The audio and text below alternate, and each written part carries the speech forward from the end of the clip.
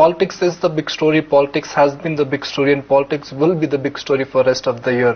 The big surprise factor is not Congress or BJP, it is the Aam Aadmi Party. Somewhere market men are slightly nervous about the economic policies of Aam Aadmi Party. So let's really hear it from Prashant Bhushan, one of the founding members of the Aam Aadmi Party. Prashant, good morning and thank you for joining us. First, congratulations on what your party has achieved. But from an economic standpoint, you have led a campaign against the Congress so far on the whole issue of corruption. You are now beginning to train your guns or target your guns on BJP. What is the ground of attack? Actually, there is a very interesting conversation in the Radia tapes between N.K. Singh, the former finance secretary who was also member of Planning Commission and is now member of the Raj Sabha, and Neera Radia, which reveals a great deal about the BJP and how it has also become a shop of the Congress. In this conversation, N.K. Singh says that he is these days working on how to get a particular provision in the finance bill passed for 2009, which gives a huge tax concession to Reliance Industries. And they then discussed that Arun Shourie was planning to oppose that, and therefore they got the BJP leadership to replace him by Venkaiah Naidu, who is amenable to Reliance officer being sent to him and who would say whatever they want him to say. And Arun Shourie in his interview to Karan Thapar revealed that this is exactly what happened. And this shows that the BJP's top leadership was completely under the control of Reliance, and their former president Venkaiah Naidu was also so. And that is why when you find that the largest scam in this country has just taken place by the government's decision to hike the gas price being given to Reliance from 420 to 840, doubling it overnight from with effect from next April, the BJP and its leaders, including Mr. Modi, have chosen to remain completely silent. They cry hoarse about corruption in the Congress, etc. But this biggest corruption is taking place by the Congress party, and the BJP is silent. Why? Because they have also been compromised by Reliance. So are you alleging that there is a nexus between BJP and big business in India? And on what basis are you making these allegations? Yes, some of the largest crony capitalists in the country are supporting Mr. Modi today, and that is why he is not targeting them. And that nexus is clear. We had done an expose of how Mr. Modi has favored Adani inordinately. He has given them land of literally lakhs of hectares virtually for free at a price of 1 rupee to 16 rupees a square meter, when the same land was being given to even war widows for over 1,000 rupees a square meter near the ports.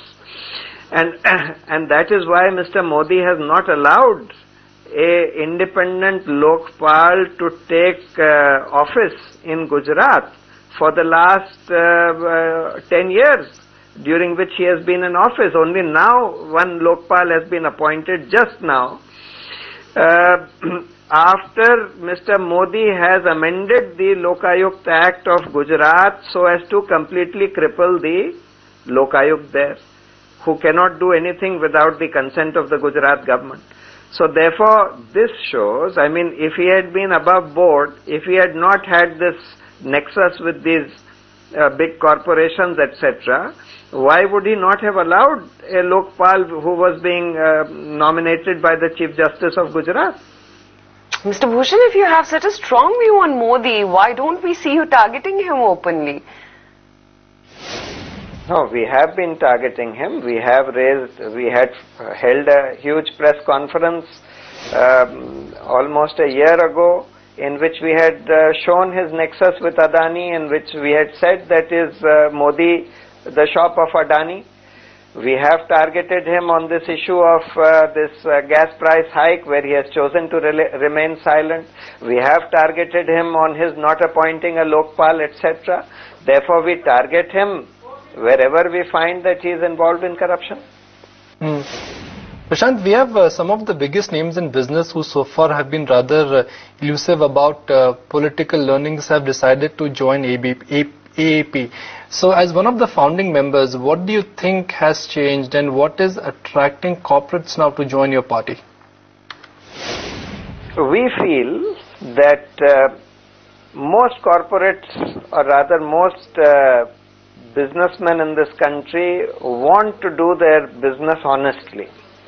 There are, however, a few who are called the crony capitalists who want to leverage their control over the government, whether through corruption or otherwise, to fashion government policies in their commercial interests.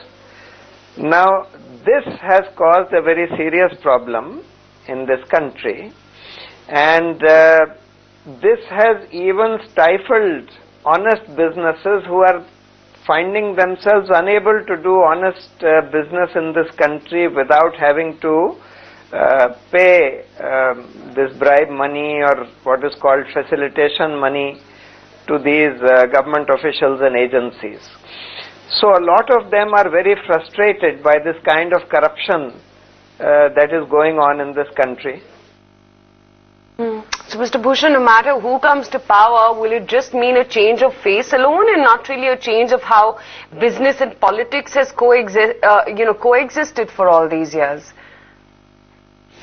Of course we are concerned about that. In fact, politics has just been reduced to this game of changing the face without changing the whole corrupt system, without changing this nominal democracy into a real functional participatory democracy.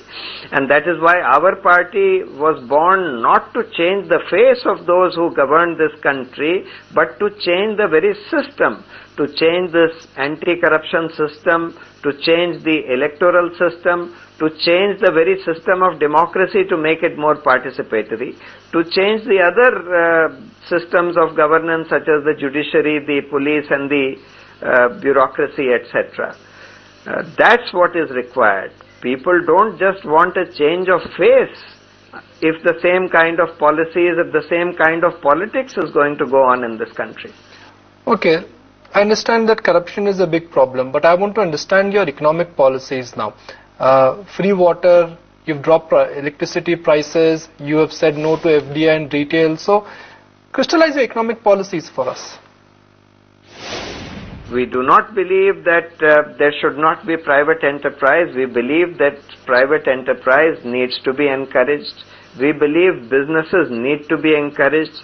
But at the same time, the interests of the workers, the interest of today, for example, there is this huge contract labor which is being employed in permanent jobs without giving them any security, without giving them the necessary dues that are required to be given to workmen. Similarly, domestic workers have no security at all. There are a large number of people in this country who are without education, without health care, even without adequate food. Therefore, it is the duty of the government to ensure that at least people who are not in a position today to afford the real cost of education, health care, etc., should at least be given minimal education and health care. And that has to be provided and subsidized by the government.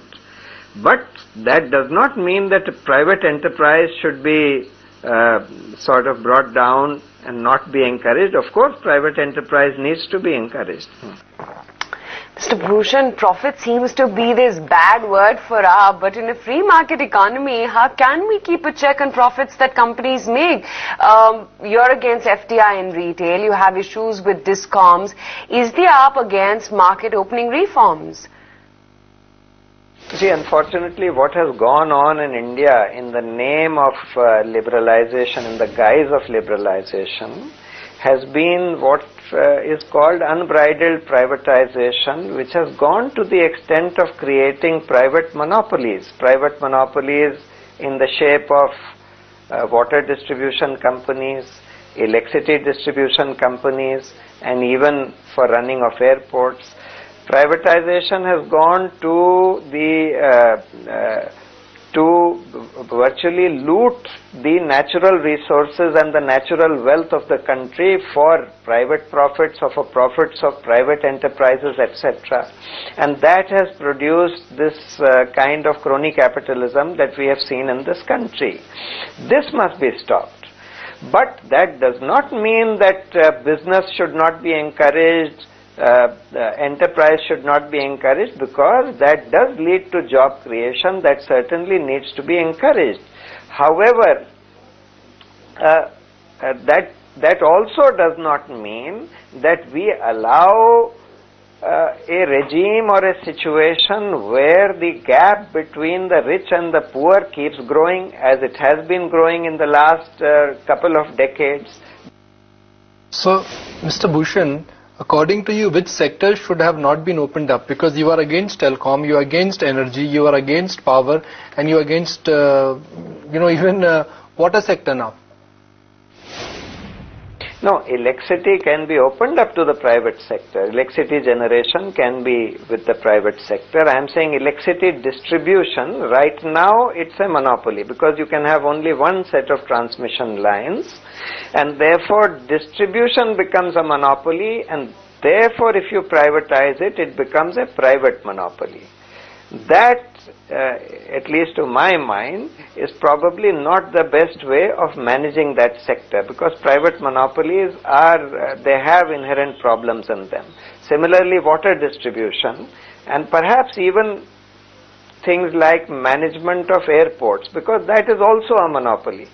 There can be only one airport in a city. You have to land in that airport, and therefore that private company can then charge whatever they want for landing and taking off. And this whole business of regulating private monopolies has not really worked very effectively, neither in India nor in other countries of the world. So therefore, we are not against private schools or private hospitals, etc. They can be there, they should be encouraged, but for those people who cannot afford the real cost of education or health services, the government must step in to create enough schools and hospitals of reasonable quality where the poor can get educated and get proper health services, and similarly other services, sanitation, etc. So as AAP grows out of Delhi, as you grow wider, will you be open to new thinking? Will you be broad-based in your economic ideology? No, we want to be as broad-based as possible. That's why we try and get inputs from all sections of society. Every section of society are citizens of this country who have an equal right to participate in all kinds of decision-making, policy-making, etc. However, it is important to realize that we cannot neglect. You see, society or economics is not a zero-sum game where one person or one section of society can be benefited only by taking from another. If you follow proper policies, everybody can gain. If you follow wrong policies, everybody loses or most people lose. Therefore, we want to adopt those policies where everybody can benefit. Particularly the vast majority of people in this country who are today very poor and who are deprived of even basic necessities of life. The unfortunate fact is that 49% children in this country are malnourished, which is a higher percentage than even any country in sub-Saharan Africa. 3 lakh people in this country, farmers in this country, have committed suicide in the last 15 years, something which has never happened in history in any country before. Therefore, we need to be particularly conscious of the needs of these people and what needs to be done to help these people and allow the development of their human potential and human capital in the best possible way.